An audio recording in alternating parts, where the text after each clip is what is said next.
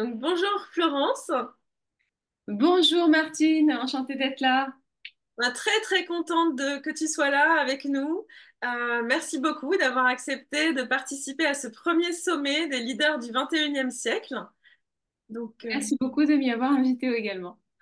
donc 21e siècle parce que justement, c'est un petit clin d'œil aussi à la formule de Malraux, le 21e siècle sera spirituel ou ne sera pas. Donc chacun des intervenants invités a quand même aussi une belle dimension spirituelle, travaille avec son cœur, fait ce qu'il aime et est épanoui. Et je trouve que toi, tu avais un très bel exemple justement avec une magnifique communauté sur YouTube. Et donc, Merci. je vais te laisser te présenter un peu, nous présenter ton parcours.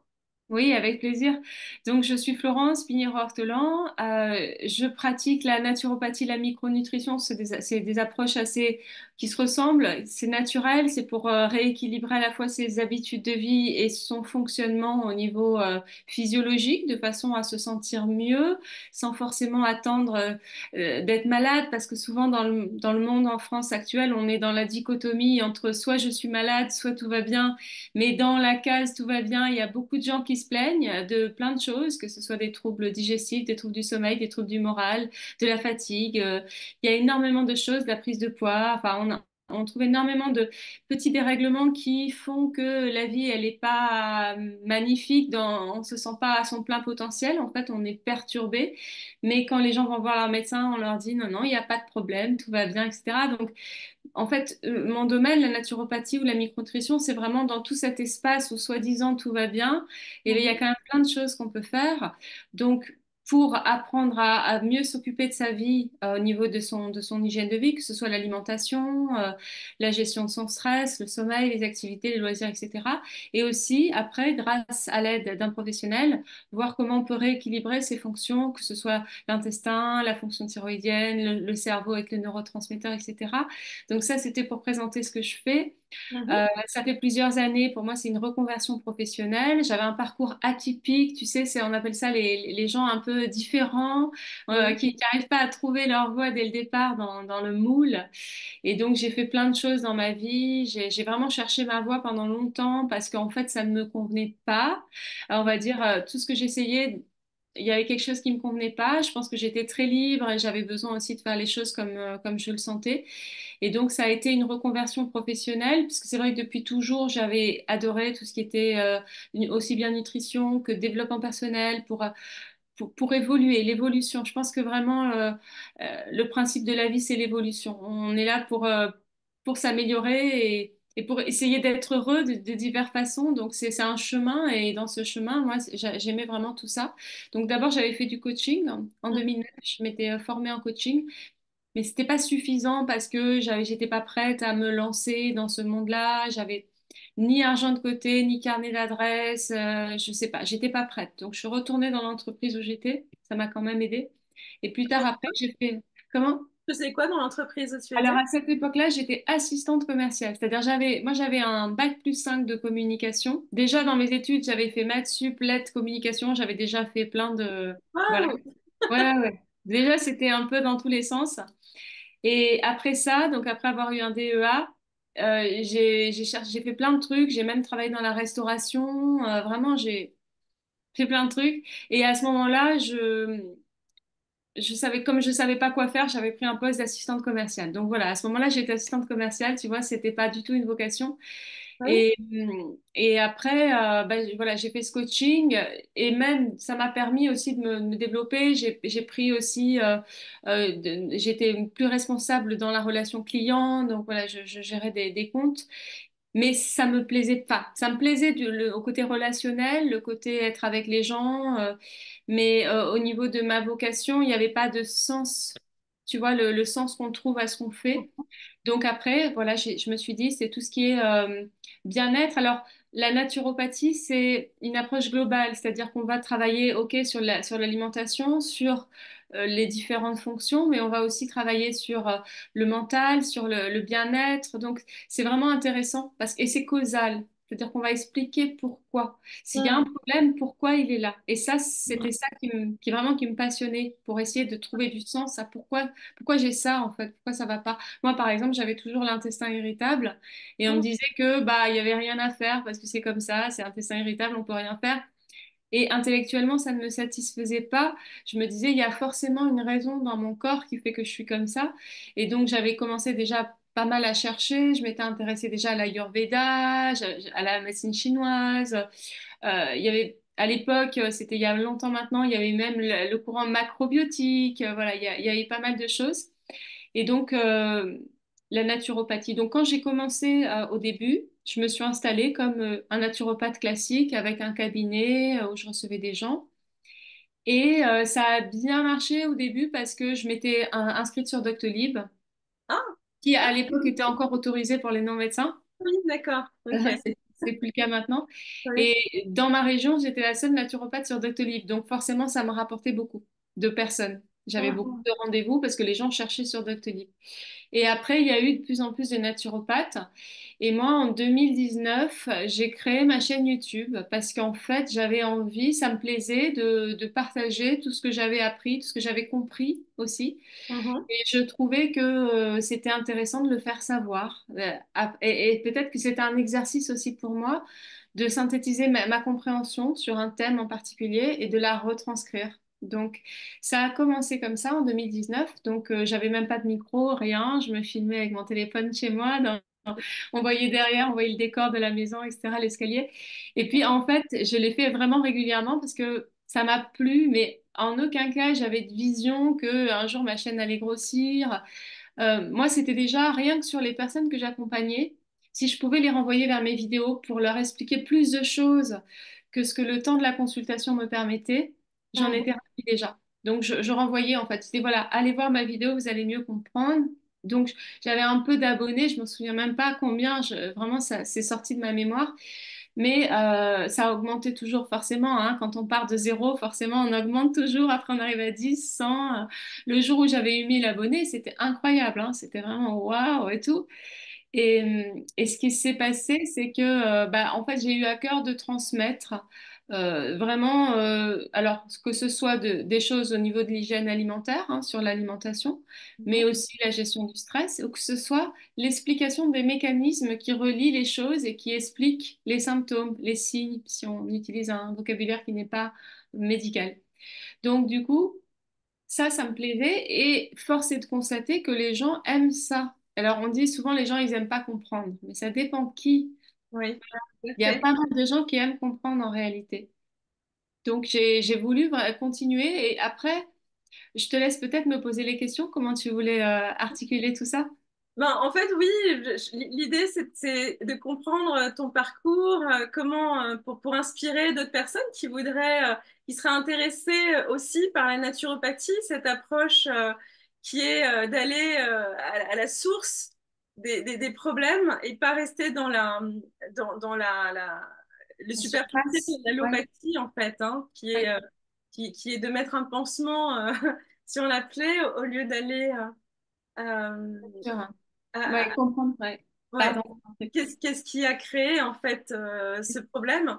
Donc toi en fait, si je comprends bien, tu as vraiment voulu toi-même te guérir et ça a été un peu le déclic parce que tu as réussi à finalement te guérir toi-même en allant C'est voir. souvent comme ça. Dans mon métier, c'est souvent comme ça. La plupart des naturopathes, en tout cas tous ceux que je connaisse, ils ont déjà galéré un peu pour eux-mêmes au départ.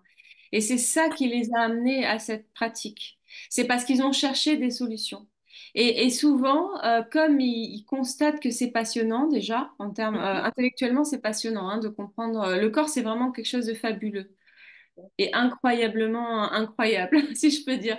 Donc déjà, il y a cet aspect-là, c'est waouh, on dit waouh, quand même, c'est incroyable en plus, c'est jouissif intellectuellement de comprendre les mécanismes.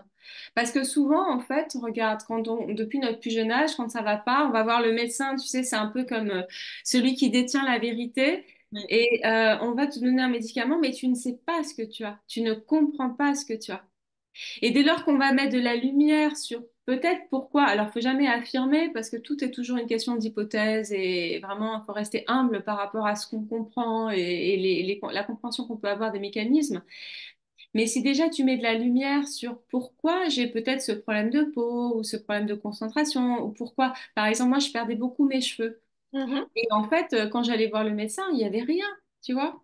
Et pourtant, il y avait des raisons pourquoi je perdais mes cheveux. Et ça, je les ai comprises après. Mais donc, tu vois, c'est une fois que tu comprends les choses, tu te sens, tu te penses que tout le monde devrait avoir accès à ça. Oui, je suis Donc, bien voilà. d'accord. D'ailleurs, j'ai dans mon salon le gros dictionnaire des maladies de Jacques Martel. Je ne sais pas si tu travailles un Oui. peu avec cette Alors, littérature. moi, si tu veux, mon approche, elle n'est pas là. Ça n'empêche pas que ça m'intéresse. C'est-à-dire que les dictionnaires des maladies Jacques Martel, c'est plus symbolique. Par exemple, tu vas parler de qu'est-ce que c'est dans tes, peut-être dans tes vies passées, dans tes vies actuelles, dans ton chemin, dans ton émotionnel, dans ton refoulé, ton inconscient, tout ce que ça peut symboliser. En revanche, moi, mon travail, il est vraiment beaucoup plus physiologique. D'accord. C'est-à-dire que, par exemple, une chute de cheveux, ben, derrière, il peut y avoir un manque de fer, il peut y avoir un manque de zinc, il peut y avoir une faiblesse thyroïdienne, il peut y avoir un épuisement, il peut y avoir un déséquilibre du microbiote. C'est quand même très physiologique. D'accord. Et alors, ton parcours, quand tu as décidé d'arrêter d'être assistante commerciale pour te lancer dans la naturopathie, ça a pris combien de temps ça? T'as suivi une formation ou tu t'es mise? Comment, Oui. quels ont été tes challenges en fait? Oui. Alors déjà, après avoir été assistante commerciale, là, j'ai été devenue coach, mais je le pratiquais pas. Donc là, j'avais déjà, mon poste était déjà mieux, enfin, mieux payé, on va dire, et plus intéressant que assistante commerciale. Mhm, Après, ce qui s'est passé, c'est que j'ai eu 40 ans, j'ai rencontré le papa de mon fils assez tard, je l'ai rencontré à 38 ans. Je suis devenue belle-mère. En fait, j'ai eu un... Dans ma vie, il s'est précipité plein de choses à l'âge de 40 ans. C'est-à-dire que je suis devenue belle-mère, je me suis mis en couple avec lui en même temps. Je suis tombée enceinte tout de suite, au moment où j'ai eu 40 ans. Et le lendemain de l'accouchement, enfin, le surlendemain de l'accouchement, qui était vraiment le plus beau jour de ma vie, j'ai perdu mon père d'un accident d'avion. Donc, si tu veux, voilà, c'est passé tellement de choses dans une année. En plus, on dit souvent qu'à 40 ans, c'est quand même symboliquement un peu, tu vois, tu regardes ta vie avec oui. un petit peu plus de recul.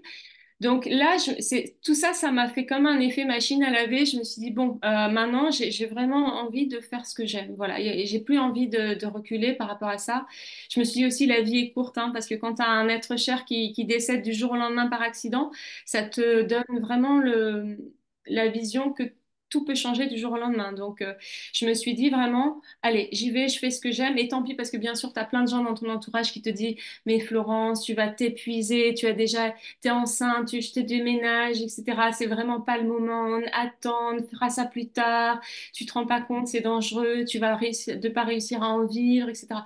Forcément, tout ça, ça crée des peurs. Et ça, je sais que c'est pour toutes les personnes qui se reconvertissent. Alors, la peur, c'est toujours intéressant dans le sens que ça permet aussi de pas faire n'importe quoi. Mhm, Mais après, parfois, il faut peut-être aussi, quand tu as vraiment quelque chose qui te vient de dedans et que c'est fort, à un moment donné, il faut écouter sa petite, je pense qu'il faut, c'est bien aussi d'écouter sa petite voix, mhm. sachant que, bah, faut se donner les moyens aussi, parce que se reconvertir, c'est pas attendre que ça se fasse tout seul.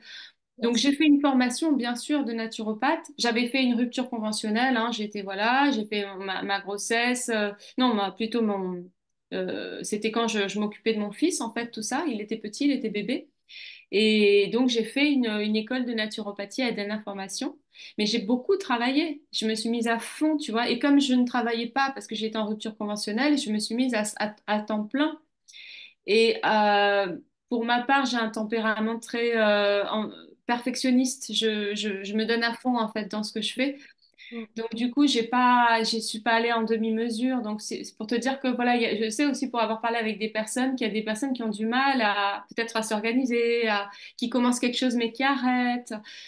Donc, ça, pour ceux qui nous écoutent, pour savoir qu'est-ce qu'ils veulent faire, il y a aussi se connaître soi-même par rapport à ça, parce que si on n'est pas sûr d'avoir l'énergie de le se lancer, c'est déjà c'est plus compliqué. Je pense que pour se lancer, vraiment, il faut avoir aussi déjà l'envie. Le cœur, c'est l'envie, hein, c'est l'envie de ça.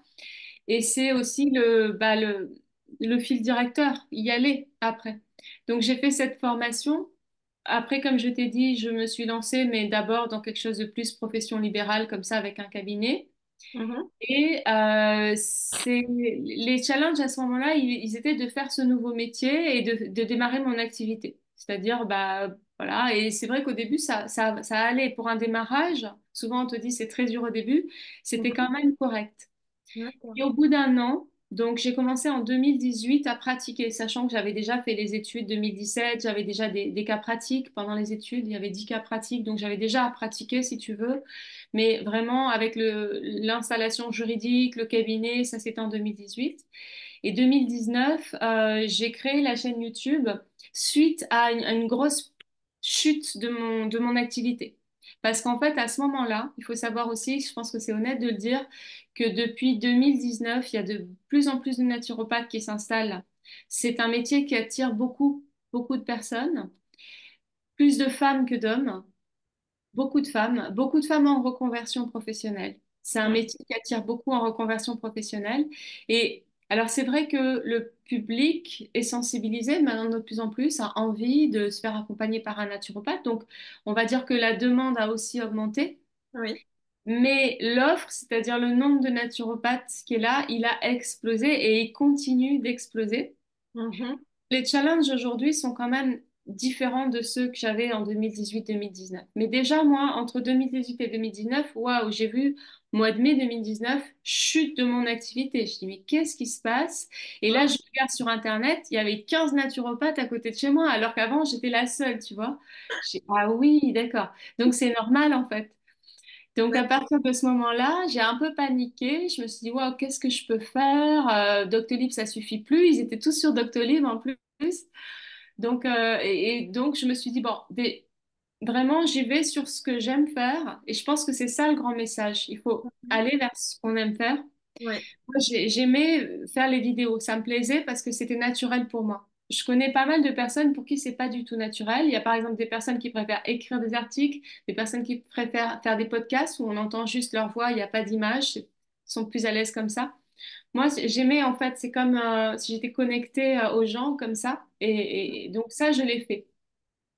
Et au départ, le challenge, il était juste peut-être bah, d'avoir plus de visibilité, tout simplement. C'est-à-dire d'essayer de me rendre visible de cette façon. Mais je ne pensais pas qu'un jour, j'en serais arrivée à ce nombre d'abonnés. Pas du tout. Je n'avais pas prémédité ça. Et puis même si je l'avais prémédité, j'aurais jamais pensé que ça puisse être possible. Et après, si tu veux, ce qui s'est passé, c'est que j'ai été très régulière. Ça, je pense que c'est une grande clé aussi. Oui. J'ai vu beaucoup dans mon réseau de personnes qui ont créé des chaînes YouTube après Mhm. qui ont commencé tout fou, tout excités, ils faisaient une vidéo par semaine, etc. Et au bout de 3 mois, ils ont arrêté. Ou alors, ils faisaient une vidéo tous les 6 mois ou tous les 3 mois. Mais ça marche pas. En fait, si on veut vraiment voir la communauté grandir, il y a une régularité à avoir. Tu vois, Ouais. c'est dans les algorithmes, c'est Ouais. comme ça aussi que. Donc, pour te raconter l'évolution, Mhm. pendant longtemps, mon nombre d'abonnés était tout à fait bas, en fait, enfin bas. Même si, allez, je me souviens un jour, je crois que c'était 2 ans plus tard, il me semble que c'était en 2011, pardon, du coup en 2021. J'ai un doute, hein, ou 2020, oui, c'est possible, mais j'ai pas tout marqué la chronologie, mais Mais ça devait être en 2021, puisque de toute façon, tu as créé ta chaîne en 2019, c'est bien ça? oui, c'est ça. Ouais. J'ai créé les vidéos à partir de 2019, donc je crois que c'était 2 ans plus tard que je suis arrivée à 5000 abonnés. Et j'étais ultra fière. Et je me souviens, j'avais appelé ma mère pour lui dire, tu sais combien j'ai d'abonnés, etc. Et 5000. Et en fait, cette année-là, cet été-là, il y a eu, alors en plus, si tu veux, au départ, quand j'ai commencé des vidéos, je n'avais pas encore trouvé vraiment mon style. Je le faisais naturellement, mais comme je regardais quand même ce qui se faisait, tu Mhm. sais qu'il y a tous les styles, hein. Il y en a, ils tutoient, d'autres ils vous voient, d'autres ils sont dans l'humour, d'autres ils sont plus sérieux, ils font des exposés. Et quand tu t'es pas encore trouvé, tu te demandes si ça serait pas mieux de faire comme cette personne. Ah oui, c'est peut-être bien ce qu'elle fait, cette personne. Tu te compares en fait, tu vois. Mhm. Et je pense que c'était pas bien pour moi parce que finalement, ce que j'ai compris, c'est que j'avais envie d'être juste moi-même. Voilà. Et donc, je l'ai fait. Après, j'ai trouvé mon style. Mais aussi, tu vois, quand tu te dis, oui, il y a peut-être des sujets qui intéressent les gens plus que d'autres. Donc, et en fait, il y a une vidéo à laquelle je ne m'attendais pas du tout Mhm. qui a commencé à cartonner. C'était Ah, sur la fatigue, ah, parce qu'il y a d'accord. beaucoup de gens fatigués. Mhm. Et je m'attendais pas du tout à ça. Pour moi, c'était vraiment une vidéo que je faisais en petit comité pour les personnes que je suivais, pour leur expliquer des choses. Mm. Et cette vidéo-là, elle s'est mise à passer dans les suggestions, en fait, YouTube.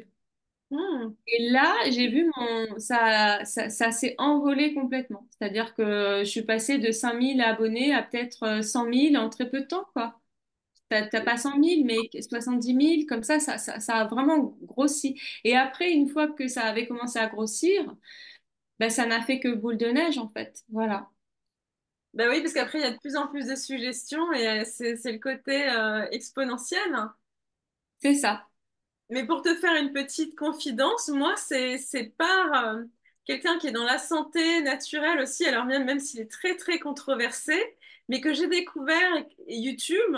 Donc, d'une certaine manière, je pense que YouTube a permis, enfin, je connaissais YouTube, mais je l'utilisais pas du tout. Pour moi, c'était un truc inintéressant où des gens parlent pour enfin, de leur nombril. Je me disais, Il y a tout dans YouTube. complètement, mais j'ai beaucoup évolué depuis, hein. Ouais. Mais c'est grâce à ça, c'est parce que YouTube m'a envoyé un petit email en me disant, oui, il y avait le jus pour maigrir. Ah Et, oui, et je me suis dit, oh là là, c'est quoi cette arnaque encore, hein. Et j'y suis allée, mais vraiment par pure curiosité, alors que j'y croyais pas du tout, avec un a priori plutôt très négatif. Et je suis tombée sur Thierry Casasnovas, donc c'était en fin 2014. Et je le trouve, et je me dis, mais en fait, ce mec, il a totalement raison. Enfin, ça m'a tellement parlé en termes de. Il avait tellement le langage du bon sens oui, c'est vrai.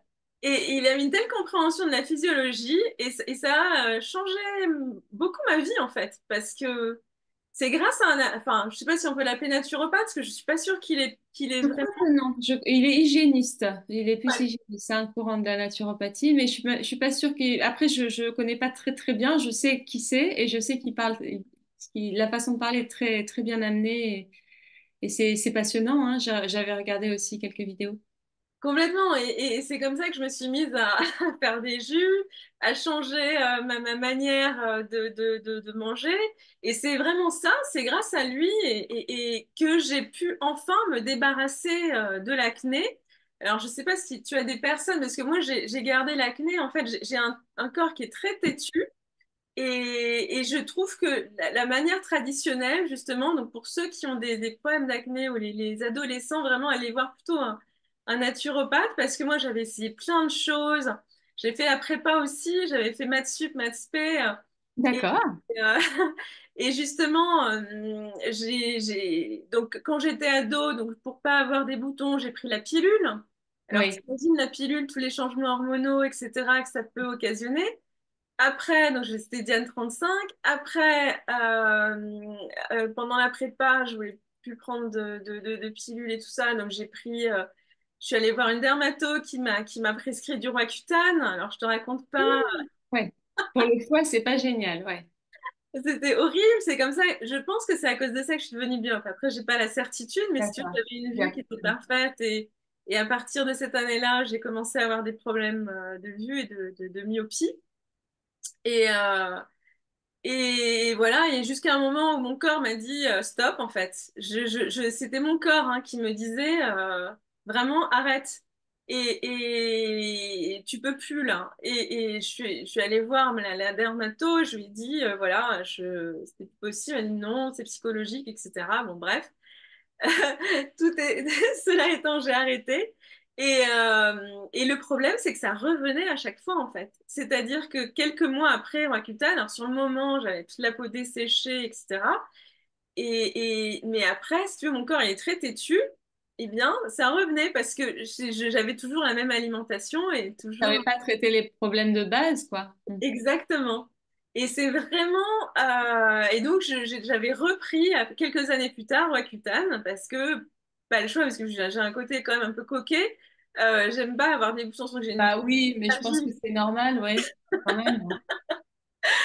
Puis j'ai une peau qui est très fragile et qui a tendance à marquer, donc ça m'embêtait énormément.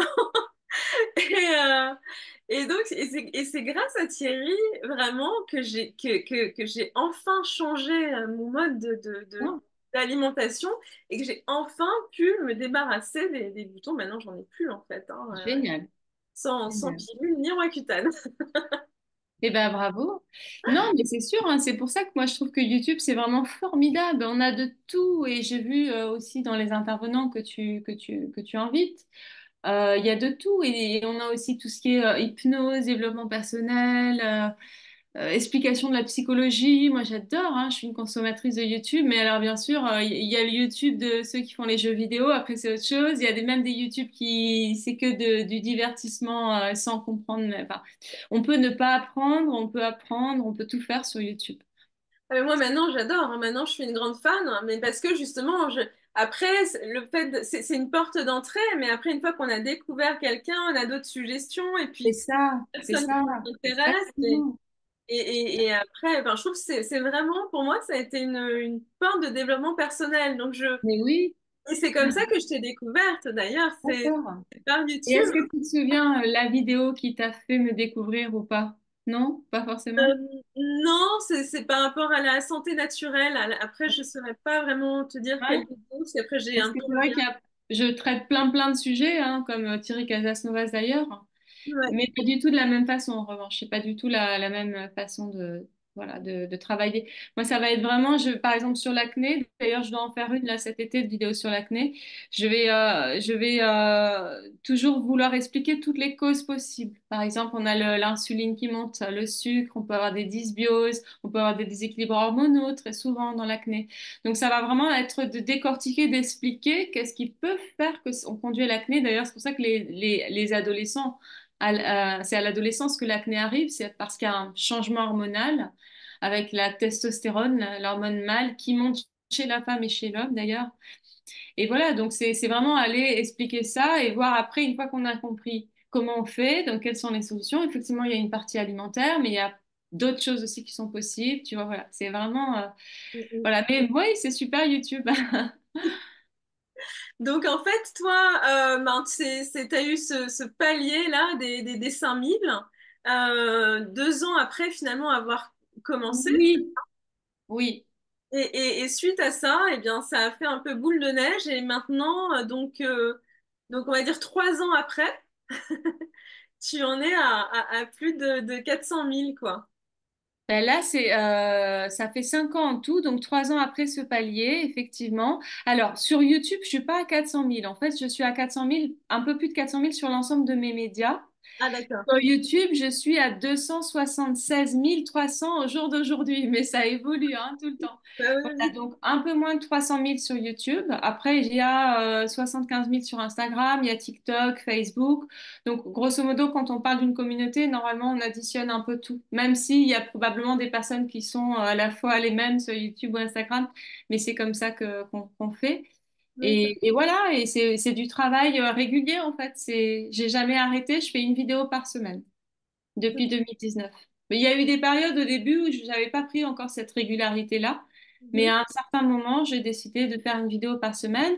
Donc ça voulait dire que j'ai intégré ça à mon emploi du temps, mhm. la préparation de la vidéo, le choix des sujets, le montage, le tournage, le montage. Maintenant, depuis 2 ans, il y a quelqu'un qui fait le montage. Mais par contre, le choix des sujets, le travail préparatoire de la vidéo et le tournage, c'est moi. Donc, ça Alors, prend quand même du temps. c'est ça, et ça te prend combien de temps pour que les gens aient un peu une idée du temps qu'ils doivent y consacrer? Alors, en fait, on m'a souvent posé cette question et souvent les gens sont étonnés de ma réponse parce qu'ils pensent que ça me prend beaucoup plus de temps que ça, mais ça dépend quand même des sujets. Par exemple, là, ce matin, j'ai tourné une vidéo comme tous les vendredis matins. C'est-à-dire, j'ai un agenda qui est quand même, je suis obligée d'organiser. Il y a des jours où j'ai des tâches particulières, d'autres jours où j'ai des coachings, des rendez-vous. Le vendredi matin, c'est je tourne ma vidéo. Donc ça déjà, le tournage, par exemple, ce matin, j'ai commencé à tourner la vidéo à 10 heures. Alors, je fais mon petit studio. Hein. Là, tu vois, j'ai des lampes. J'ai un support pour mettre mon iPhone. Je me filme avec mon iPhone. Mais alors, c'est pareil, j'ai acheté des caméras, etc. Mais En fait, les téléphones maintenant, ils sont tellement évolués que tu as une super définition. J'ai Mhm. un micro, bien sûr, un micro professionnel. Donc, il y a un investissement quand même à faire dans la technologie, tu vois. Mhm. Et donc, voilà, j'installe mon petit studio. Moi, bah, je me prépare hein, un minimum. Et après, je lance l'enregistrement. Et comme j'ai préparé à l'avance, donc après, je vais te dire combien de temps je mets pour préparer à l'avance. Mais en fait, le tournage en tant que tel, il est rapide. Si là, ce matin, j'ai tourné une vidéo assez longue, c'est 35 minutes le rush, c'est-à-dire après, ça sera certainement moins quand on aura enlevé tous les moments que tu enlèves, tu vois, parce qu'il y a toujours Mhm. un montage.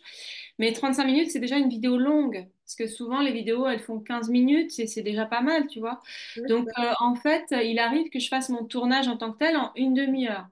Déjà. Donc ça, c'est pas si long. Après, je délègue le montage. Donc ça, je paye quelqu'un. Quand Mhm. je le faisais moi-même, c'était au moins une demi-heure. Mais si la vidéo est longue et des fois, selon ce que j'incrustais des images, donc il fallait trouver les images. Donc ça peut prendre plus de temps, le montage, pour le coup. D'accord, oui. Ouais. Mais ça dépend de la longueur de la vidéo, ça dépend du nombre d'images que tu veux incruster, ça dépend est-ce que tu trouves les images facilement ou pas, est-ce que tu es inspiré pour trouver des images. Il y a beaucoup une question d'humeur aussi. Il y a des jours où tout se fait comme dans tout, hein. Il y a des jours où tu fais facilement les choses et des jours où c'est plus compliqué. Donc sur le tournage, c'est rapide. Maintenant, il y a un temps que je ne peux pas quantifier, c'est un temps, par exemple, quand je suis dans ma douche, je pense, tiens, j'aimerais bien faire un jour une vidéo sur ce sujet, tu vois. Ça, je peux pas le quantifier parce que c'est comme un roulement dans ta tête qui est là un peu en permanence. Ou alors, j'ai eu un accompagnement avec quelqu'un qui m'a encore dit, ah, mais je croyais qu'il fallait pas manger de viande rouge. Alors ça m'énerve parce que je crois que des fois il y a des incompréhensions dans les choses et donc je dis ah ben voilà je vais faire une vidéo là-dessus parce que je vais clarifier les choses sur ce sujet. Tu vois Mhm. c'est ce genre de choses. Ou alors je remarque vraiment que bah là ça fait une semaine que j'ai eu plein de cas similaires dans mes accompagnements et Mhm. ça me fait un sujet. Je dis tiens il faut que je parle de ça. Tu vois donc ça tu peux pas le quantifier mais c'est par contre une organisation pour noter ses idées. Ça, je pense que tous les créateurs de contenu le disent. On doit noter ses idées.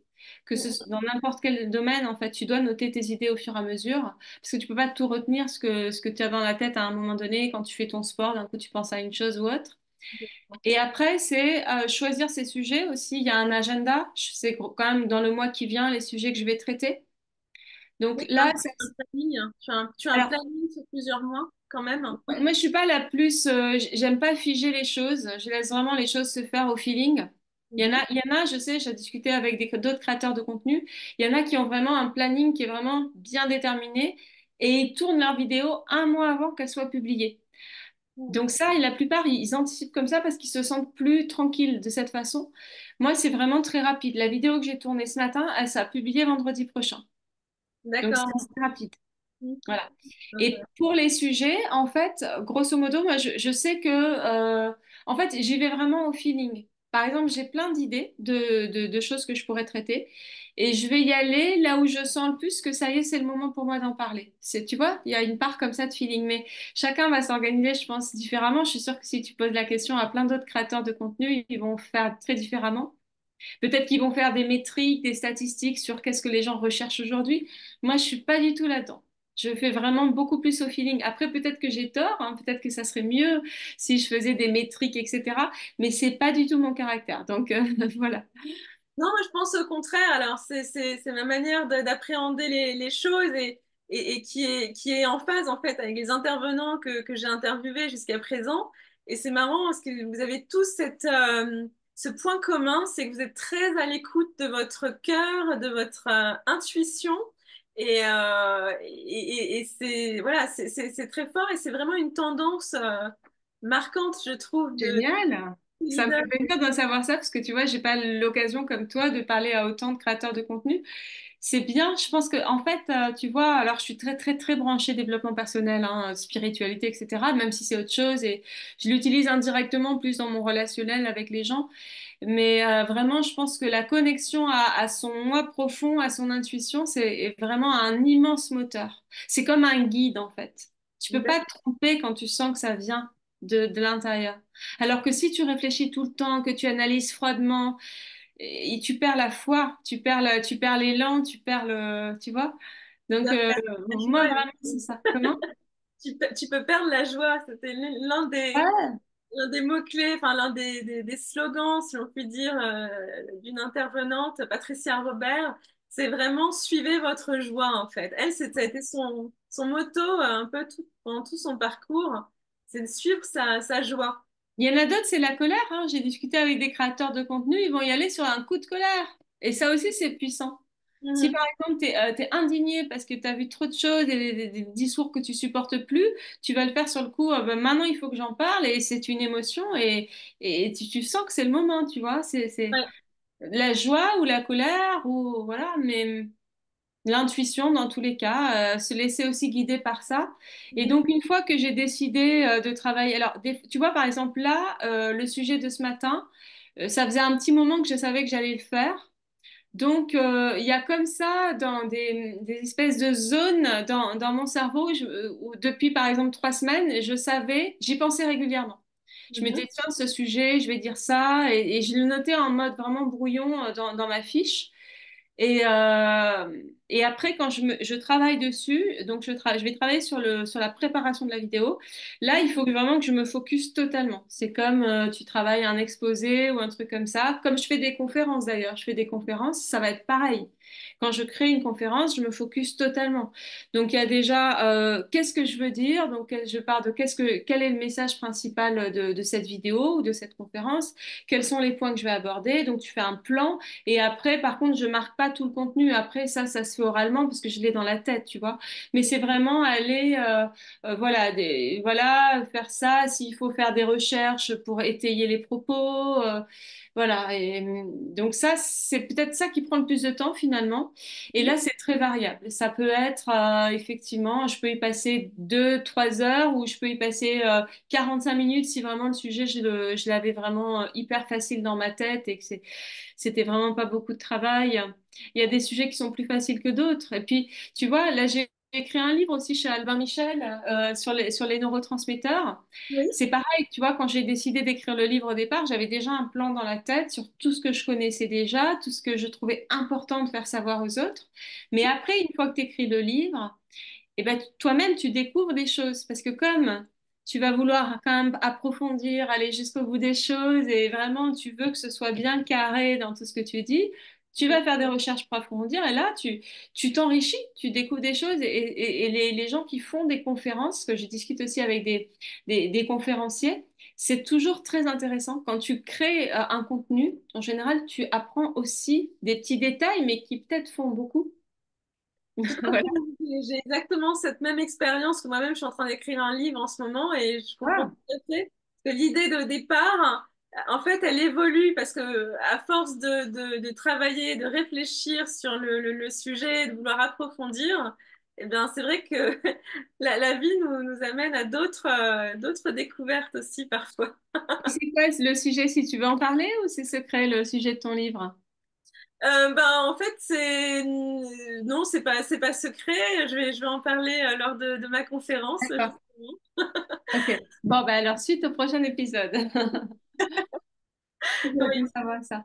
Oui, ben voilà. Donc en fait, bon, j'ai répondu de façon très très longue sur sa question combien de temps, mais en gros, ça peut être aller 1 heure et demie par semaine à plus que ça. Si tu additionnes tous les petits moments où j'ai travaillé un peu dessus. Mais c'est vrai que avoir un sujet plus longtemps à l'avance, dans ta tête, tu le mûris lentement. Tu le Mm. mûris lentement. Et à un moment donné, tu sens que c'est bon, donc là, tu vas te lancer. Ça va être beaucoup plus facile, beaucoup plus rapide à vraiment préparer. Voilà. D'accord. Merci pour voilà ce partage. Est-ce que quand ton équipe, justement, qui maintenant qui s'occupe du montage, tu as trouvé, enfin, t'as trouvé tes monteurs sur un site en particulier ou c'était une rencontre ou comment ça s'est goupillé en fait? Parce que j'imagine donc là, tu travailles avec une équipe autour de toi maintenant. Ouais, et ouais, je travaille avec une équipe qui est maintenant quand même assez développée. Mhm. Alors, ce sont tous des freelances parce que j'ai pas, je suis pas une société qui embauche des gens à temps plein. Non, j'en suis pas là. Donc, c'est des freelances qui me proposent leurs services et qui sont payés à la prestation, hein, même si elle est régulière. Alors, ça, c'est pareil. À la base, je suis pas RH, donc et puis je crois vraiment, on revient toujours à la relation humaine, donc les caractères, les gens. Moi, je vais avoir mes particularités, d'autres personnes les leurs, et on peut pas toujours s'entendre avec tout le monde dans le monde du travail.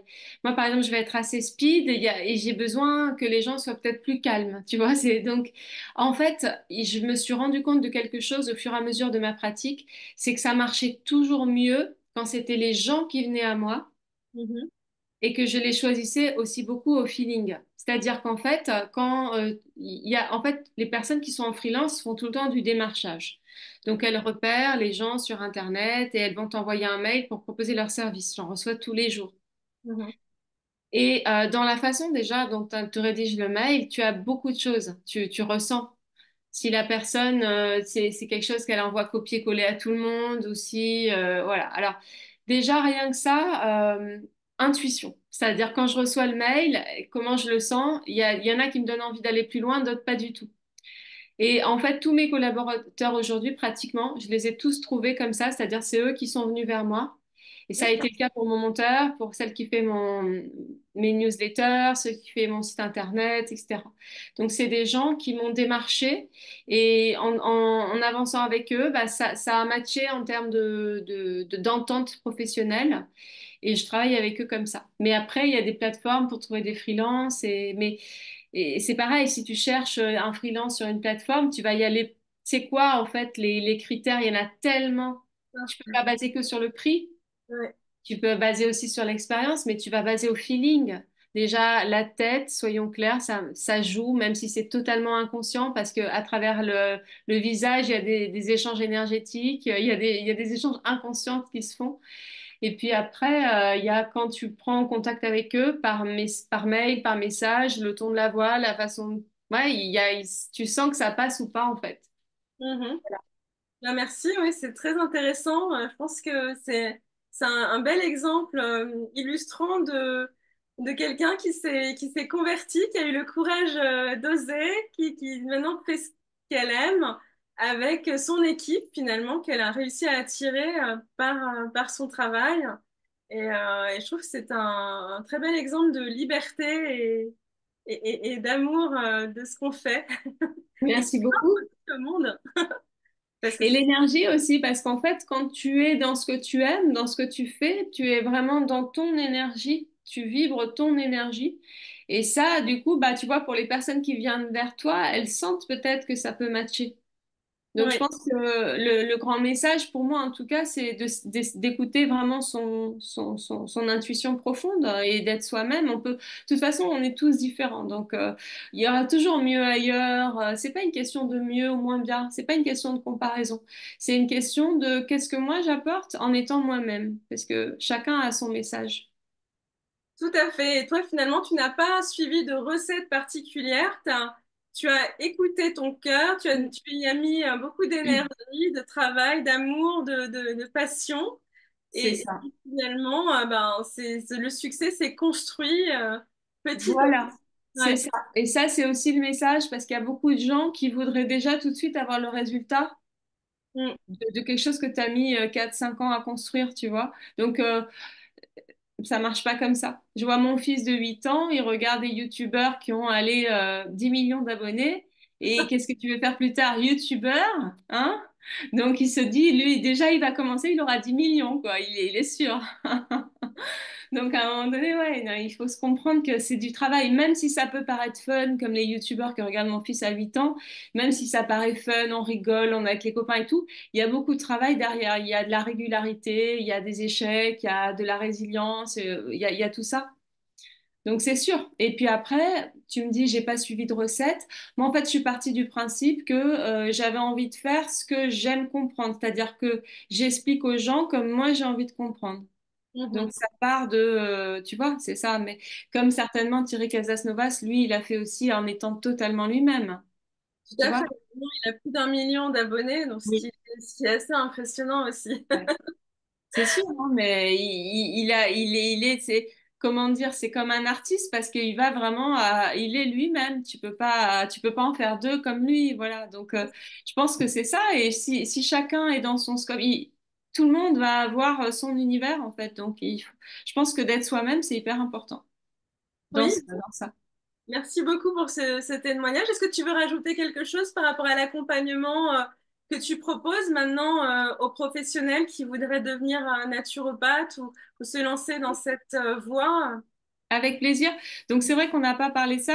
Tous mes accompagnements, donc je fais des accompagnements pour le grand public, c'est-à-dire les gens qui veulent se faire accompagner dans leur démarche de mieux-être. Et puis, je fais des accompagnements pour le professionnel. Ça fait plusieurs années que je coach les professionnels dans mes méthodes de travail, soit de l'organisation, soit toutes les méthodes selon les problématiques. Donc, ça, c'est plutôt micronutrition, Mhm. naturopathie, micronutrition. Et ce que je fais aussi, donc là, je vais utiliser mon expérience personnelle et ma casquette de coach à la base, ma formation de coach.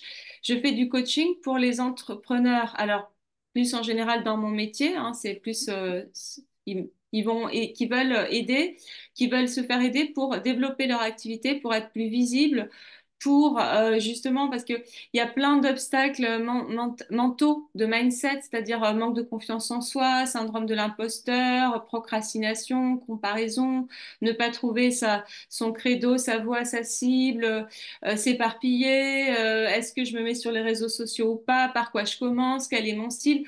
Donc c'est vraiment à la fois il y a du travail en développement de sa confiance en soi, de son positionnement, de sa posture de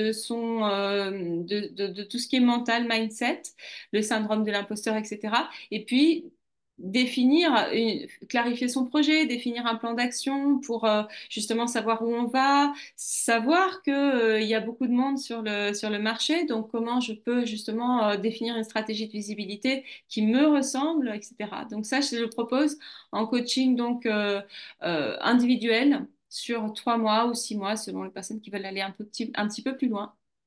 Voilà. D'accord. Ben, merci beaucoup, Florence. Avec plaisir. Merci encore pour cette belle invitation. Et puis, bah, j'ai hâte d'écouter toutes les autres conférences. Merci, merci beaucoup. À bientôt. À bientôt.